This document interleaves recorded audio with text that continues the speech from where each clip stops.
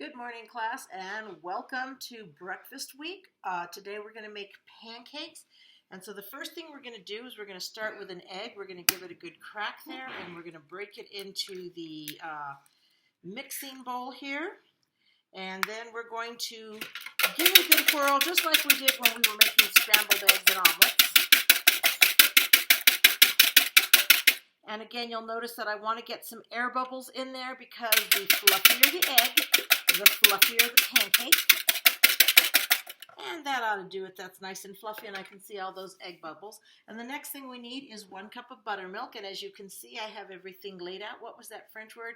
Mise en place. So we've got it all there. I've got my buttermilk.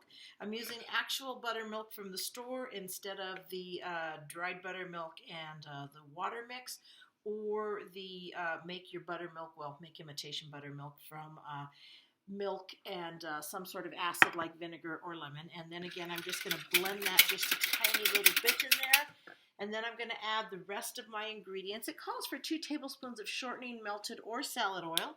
I prefer salad oil, and again, we discussed the oils when we discussed ingredients. And I'm going to use my safflower oil because it's good for baking, good for cooking, and it's got a nice neutral flavor. It's not going to make my pancakes taste like oil or taste like olives. So I'm going to use my safflower oil as a good neutral flavor. I'm going to get that out of the way. And the next thing I need is 1 cup of flour.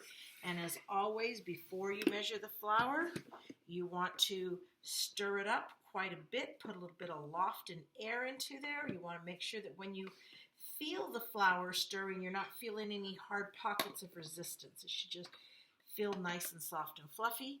And then you're going to dip it in below the level of the measuring cup.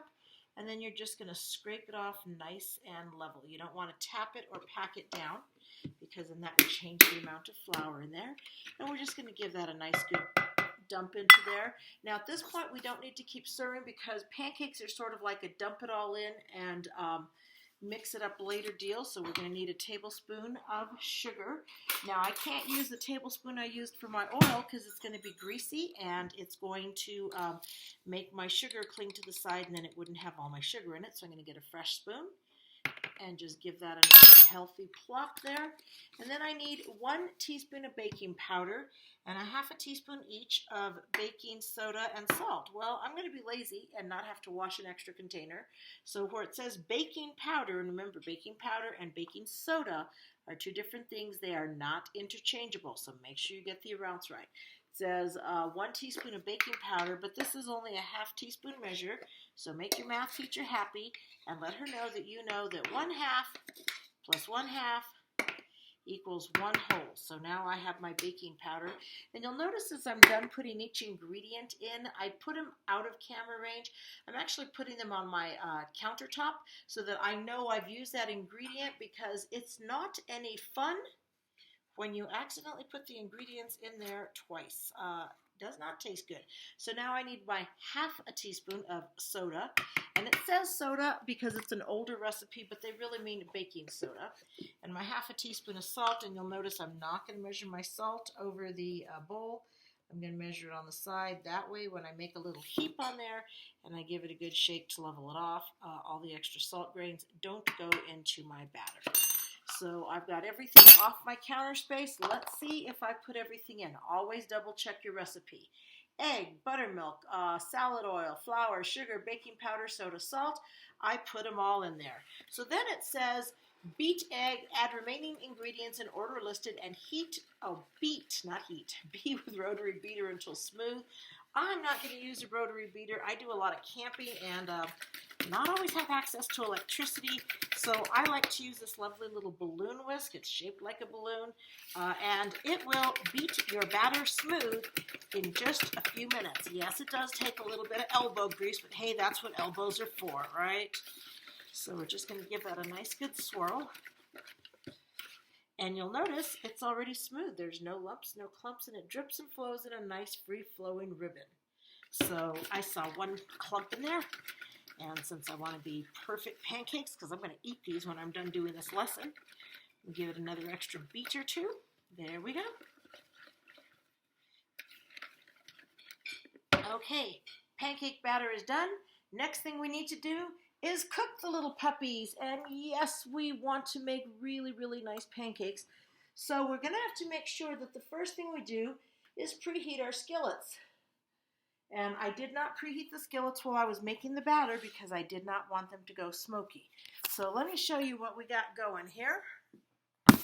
And I'm going to cheat. I have 2 skillets going. Why? Because making pancakes one at a time takes forever, and I'm just not that patient. So I'm going to preheat 2 skillets at the same time, and then I'm going to pour my pancakes in there and make them all nice and soft and fluffy. Now, you are not going to get these super, super tall pancakes like you see at the restaurants, because in order for them to do that, they add chemical ingredients that cause your buttermilk and your flour to react differently to each other. It tastes lovely and wonderful, but it's really not available for home cooks. So our pancakes aren't going to be quite as light and fluffy. And I'm looking at my batter here. It's a little thick. I'm not sure I like that. The thinner the pancake batter, the thinner the pancake. The thicker the batter, the thicker the pancake. It's just simple math. So if you like thin, flat pancakes, add a little extra milk to your pancakes, not any water. Remember, you've got oil in there. Or if you want them thicker, just let your batter set and rest for about 10-15 minutes. The flour will absorb more of the liquid, and you'll get a thicker pancake. Now, I'm wondering if my batter looks a little thick to me because when it said 1 egg, I put in 1 large egg. And when you're looking at a standard recipe, they do indeed ask you to use an egg, and they measure and bake them with a large egg. But I usually use the extra large eggs, which gives me maybe an extra teaspoon or 2 of liquid, and it does change the batter just a bit. But I don't have any of that. I didn't have any extra large eggs. I have large. So you can always add an extra egg to the pancake batter. It's going to make it a lot runnier. So I can put my hand over the skillet here. And what you want to do to make sure that they're ready to make a pancake is you throw a little water on them, and you should see that skitter. And I'm not sure you saw that, so let me do that again. Just put a little water on your fingers and watch it sizzle. The water bubbles should dance and evaporate very quickly, and when you do that, then you know you're ready to go. And then you're just going to pour in a steady stream, and you don't move it, you don't balance it, you don't spread it. The batter's going to spread all on its own, and you just give it a nice steady stream. Now, because I have such a wide mouth spout on my mixing bowl here, my batter actually doesn't come out in a circle, so I did move it on the last one to accommodate for my kitchen cooking equipment. See, I've got that nice wide spout there. It goes from here to here, and I did not want my pancakes to not be a perfect circle. So as you can see, the one where I moved my pancake batter, my pancake pourer, I got a perfect circle. The one where I left it just as is a little more oval. And then that's all you need to do. Now, if you want to do something fancy, like have banana pancakes or something, you could have chopped them and put them in the liquid. Anything you want in your pancake that is a dry ingredient, like raisins or cranberries or nuts or any of those things, you can just put it in the batter and stir it around.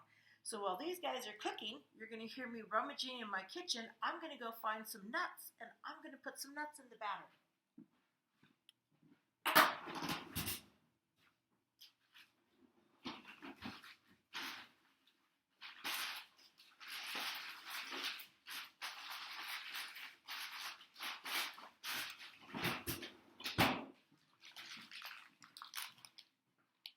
Okay, I got a little bag here. It says pecan pieces, but when I look at the pecan pieces, they're kind of big. I don't want to bite into anything that big, so I'm just going to go ahead and give them a good squash real quick.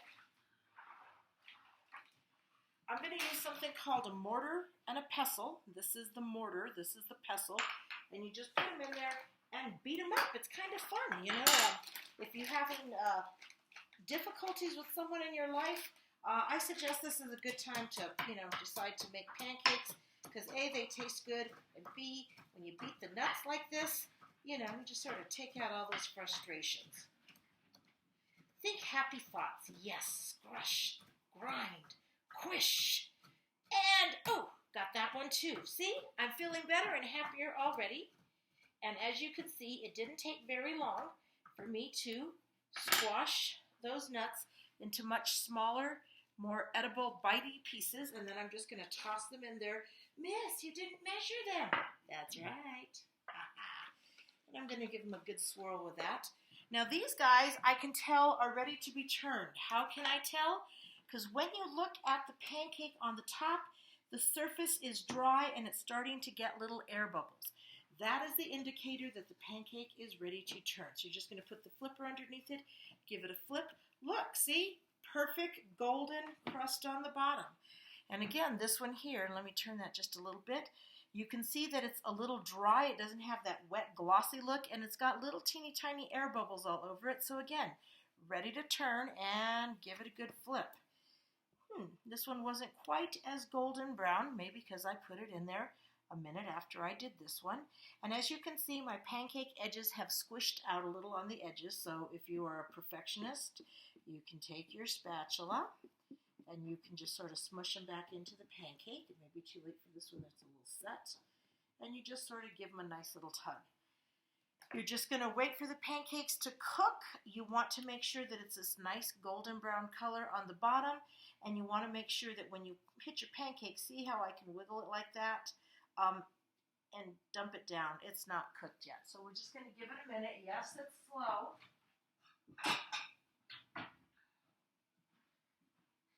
And I'm going to go get my pretty plate so I can eat my lovely pancakes. And I'm not sticking around when I'm done with this video because this is my breakfast. And I just took my finger and put a hole in my breakfast. So I'll make sure I eat that pancake and don't give it to my husband.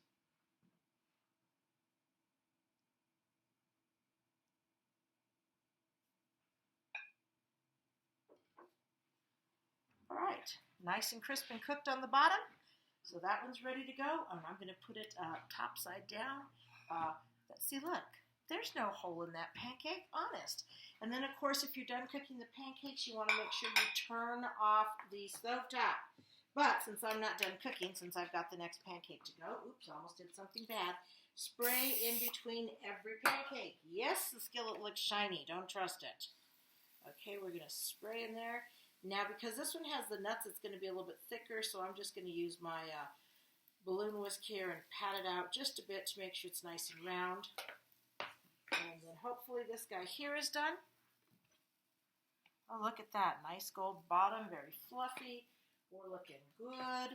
We're going to spray again with the cooking oil. Yes, you can use butter, but remember the other day I used butter because I said it would make my egg taste better. Butter is not necessarily better for cooking pancakes. It's got a different melt point, and we don't necessarily want our pancakes melting or our butter smoking.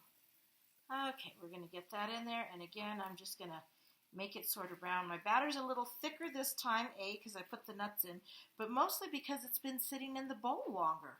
The longer your batter sits, the thicker it gets. Now, for people who like really tall, thick pancakes, you know, that thicker batter is the way to go, because the thinner the batter, the thinner the pancake. And we're good. I have just enough to make one little bitty teeny tiny one, just the size for my granddaughter, which I'll have to eat for her since she's in England and I'm not. And we're pretty much done. I don't think you guys want to watch me bake the next of the pancakes. So that's it. Beat the egg, add the liquids, throw all the dries in there, beat it all together, take a look at it and see if it's the right thickness you want. Cook your pancakes over medium to medium-high heat. Never high heat. They won't cook on low. You'll be at it forever. And then again, you want to cook them until they have that nice brown and the speckles, and you can see the little air bubbles there, and the air bubbles are what lets you know when it's on the surface that it is ready to cook and dry, and the edges will be dry. And then you're going to stack them, and I am going to eat mine with butter and pancake syrup, which, by the way, you don't have to buy at the store. You can make your own, which I usually do because it's cheaper, and I like the way mine tastes better. So maybe that'll be another recipe for another day. But other than that, I think we're done, guys. Bye.